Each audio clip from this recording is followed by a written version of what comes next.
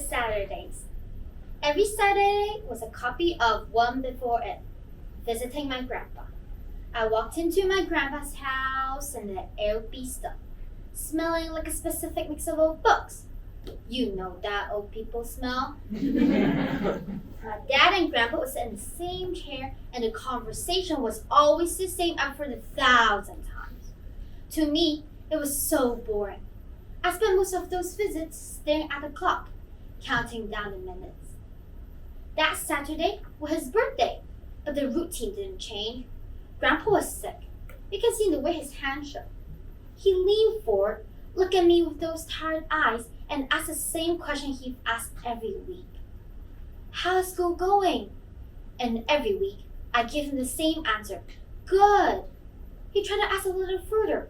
What are you learning these days? Anything interesting? My eyes drifted back to my phone. It's good, Grandpa, just normal stuff. At one point, my dad pulled his phone and said, let's get a photo. Oh, I still remember that flash of annoyance. I don't want to be in a photo. My dad kept on telling me to smile, but I just wouldn't do it. I just wanted to be over.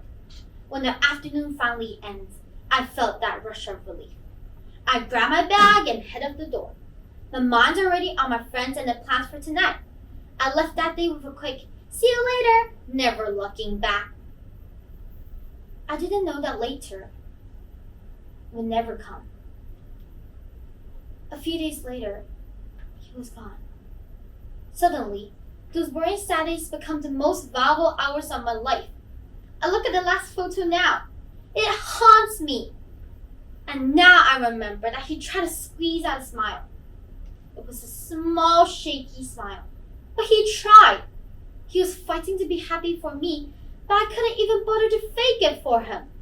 If you look at the photo today, you will see a man fighting to show love, and a granddaughter who was just too busy being bored to return it.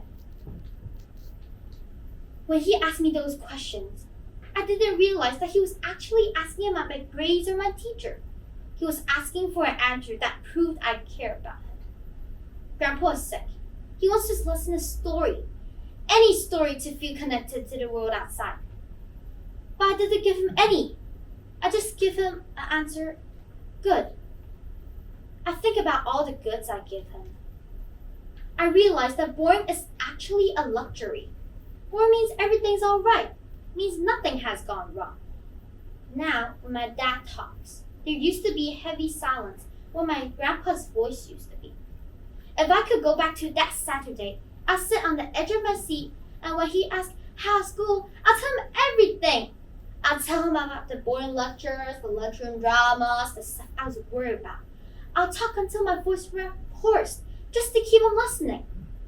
I'll stand next to his chair, put my arms around him, and give him the biggest smile I ever had. But I can't.